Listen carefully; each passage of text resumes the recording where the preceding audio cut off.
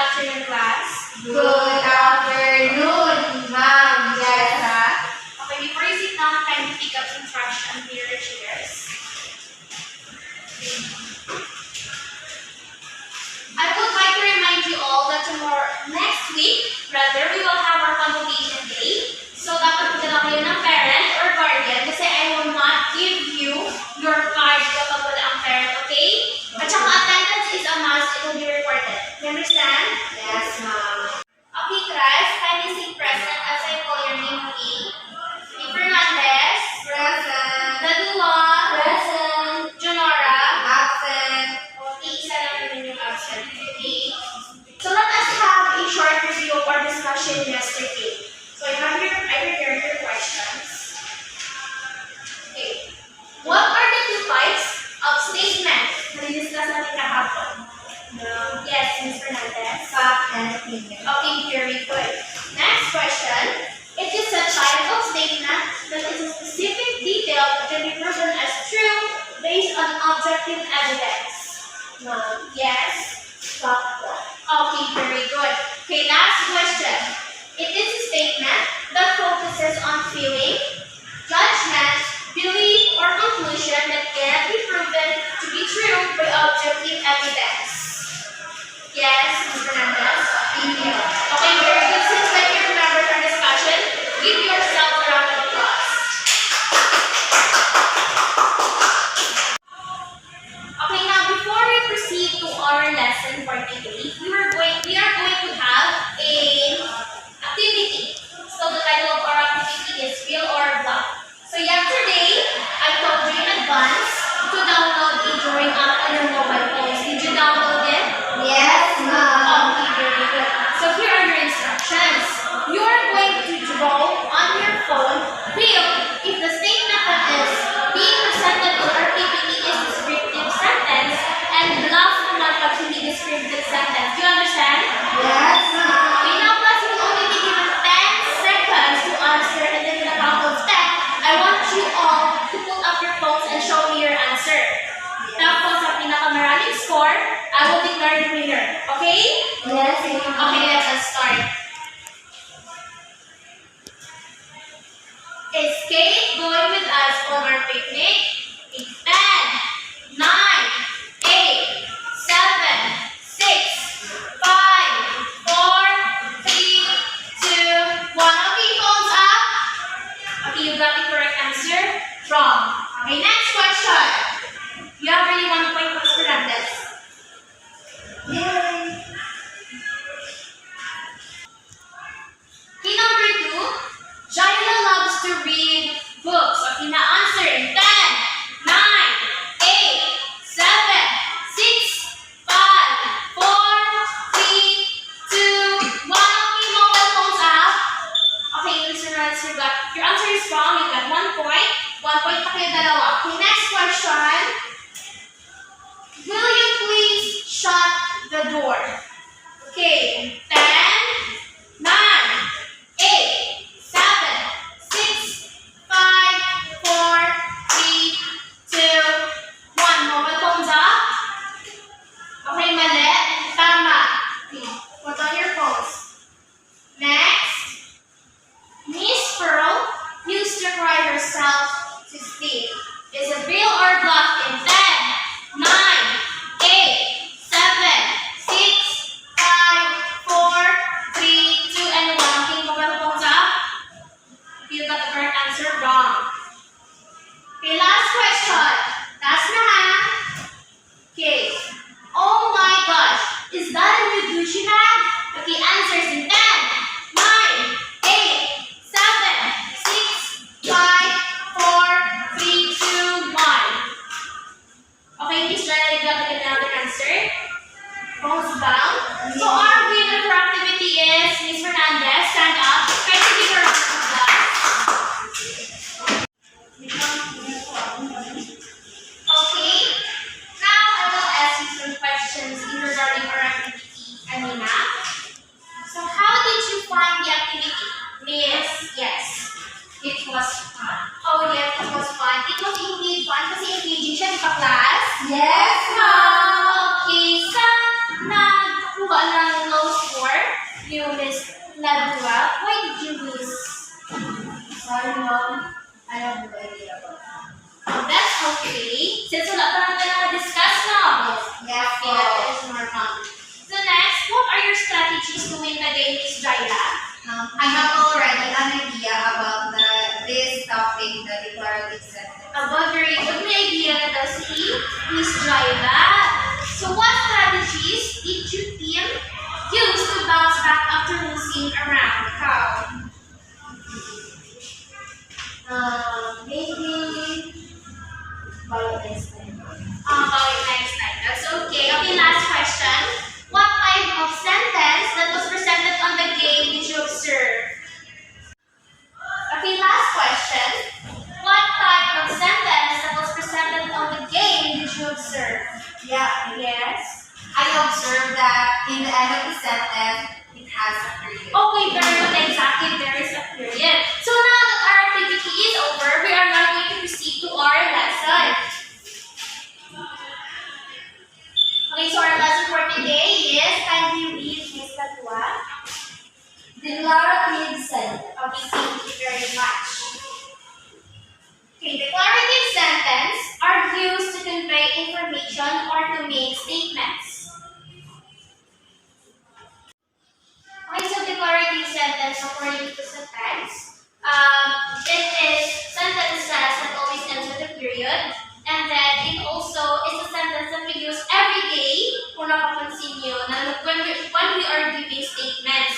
Like we are stating that, oh, kunwari, Jaila is beautiful, Ladua is very talented. So that is already an example of declarative sentences. Meron pa tayong examples na bibigay dito. But first, I want one of you to give me an example of declarative sentence. Yes. Okay, Miss Jaila, can you please give me an example of a declarative sentence?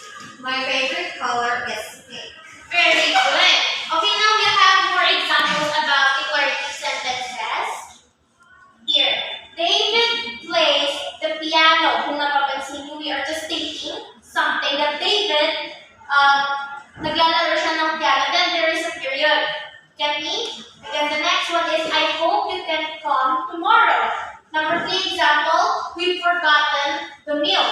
Then number 4, the sky is blue. We are just stating that the sky is color blue. Hindi naman tayo nagtatulog, is the sky color blue? That's already a different kind of sentence. So here, we are just stating that the sky is color blue. Okay, number 5. Dogs bark when they are excited. Okay, we have more examples here para mas maliwanagan tayo. I enjoy reading books in my free time. Number 7. She ran a marathon last weekend. The movie starts at 7 p.m. The earth revolves around the sun, and pizza is my favorite food. So again, what have you observed from the declarative sentences? So what have you observed from the sentences na I flash here on the screen? Yes, Ms. Primera. I guess all the sentences ends with the period. Okay, very good. Exactly, ends with a period. Because declarative sentences, we make statements and then we always end with a period. Okay, that is how the proper sentence making of declarative sentences. So next, tomorrow we are going to discuss about interrogative. Okay? Okay, very good. Okay, so now we have discussed our lesson. Do you have any questions before we proceed? None so far. So do you understand our lesson for today? Yes, Mom. Okay, let us see about that. So we are going to have an activity. So what you are going to do, you are going to look for a short story in the internet. Tapos, sa story na yun, you have to collect at least 10. These at least 10 declarative sentences na lesson natin kanina. And then, you will write it on one whole sheet of paper. You will only be given 5 minutes to hunt for declarative sentences. Tapos, in that 10 minutes, you're going to choose the best 5 declarative sentences. Tapos, using a marker, you're going to write it down on a separate sheet of paper. Tapos, i-represent mo sa akin. Then, explain why it is a declarative sentence. Paano siya nag-declarative sentences? Do you understand? Okay, very good. Search or research the examples of declarative sentence.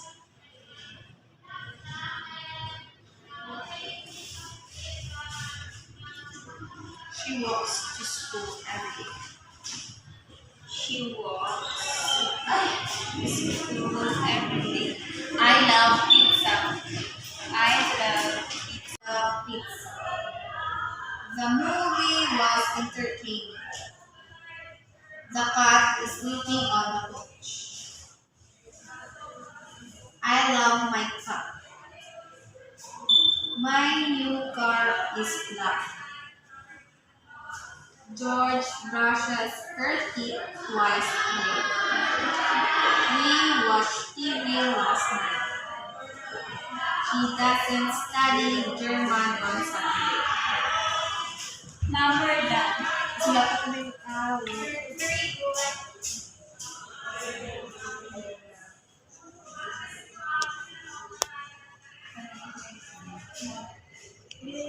Isa lang. That is the map. The sky is blue. Then, like mo na ba lang, the sky is blue? 13.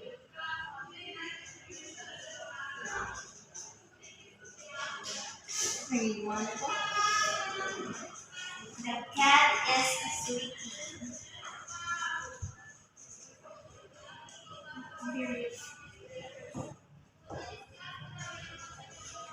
I love my dog. My new car is black.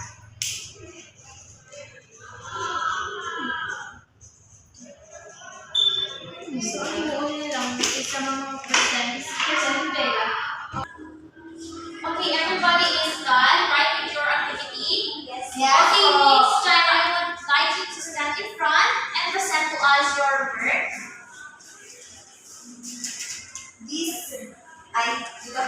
So this is the 5 declarative sentences that I choose. First is I love pizza. This sentence is stated that I love pizza. Next is the movie was entertaining. The cat is sleeping on the couch. I love my car. My new car is black. That's all. Okay, so before you sit down, I will ask you a question. How do you say that those you have written down are declarative sentences? It is a declarative sentences because it is all statements. And then, And then it ends with a period. okay, very good. Give her a round of applause. And now instead, this is like everybody understood what is declarative sentences. Yes. Okay, so now, before we end our lesson for today, we are going to have an assignment in classroom tomorrow, okay? Yes, ma'am. Okay. So your assignment, research and summarize scholarly articles or linguistic resources discussing declarative sentences. Print it on a short bond paper and use Arial font and font size 12. Make sure to cite the references below your answers. Do you understand this one? Yes, ma'am. Okay, again, you will have to research that what is declarative sentences. Okay? Okay. So you print ha? Yes. Okay, now class dismissed. Goodbye, class. Goodbye, ma'am. Thank you, ma'am. Jessa.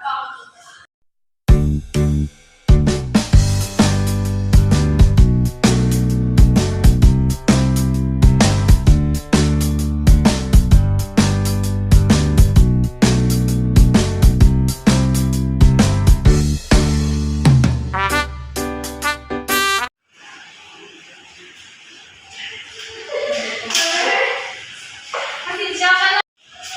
Okay, everybody stand up. The pizza. The movie was entertaining. The cat is sleeping on the couch. I love my cat. My new car is black. George brushes her teeth twice a day. We watched TV last night. He doesn't study German on Saturday. Number done. Sulat ko na yung Very good.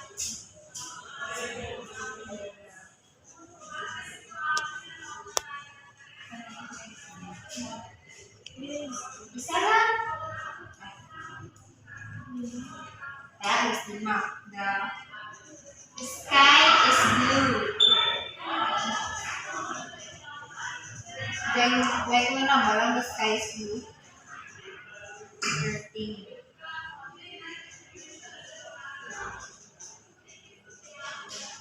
Maybe one. The cat is a sweetie.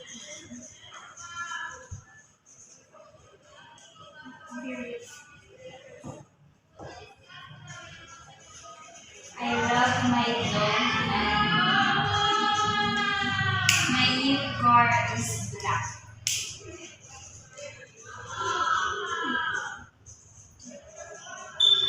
So, iuuli lang. Isa mga percentile lang. Okay, everybody is done, right, with your activity? Yes. Okay, next time I would like you to stand in front and present to us your work. This is the 5 declarative sentences that I choose. First is I love pizza. This sentence is stated that I love pizza. Next is the movie was entertaining. The cat is sleeping on the couch. I love my car. My new car is black. That's all. Okay, so before you sit down, I will ask you a question. How do you see that those you have written down are declarative sentences? It is a declarative sentences because it is all statements. And then, It ends with a period. okay, very good. Give her a round of applause. Now listen. Okay, so like everybody understood what is declarative sentences. Yes. Okay, so now, before we end our lesson for today, we are going to have an assignment in the classroom tomorrow, okay? Yes, ma'am. Okay, so your assignment, research and summarize scholarly articles or linguistic resources discussing declarative sentences. Print it on a short bond paper and use Arial font and font size 12. Make sure to cite the references below your answers. Do you understand this one? Yes, ma'am. Okay, again, you will have to research now kung what is declarative sentences. Okay? Okay. So you print ha? Yes. Okay, now class dismissed. Goodbye, class. Goodbye now. Thank you, ma'am. Jessa. Search or research the examples of declarative sentence.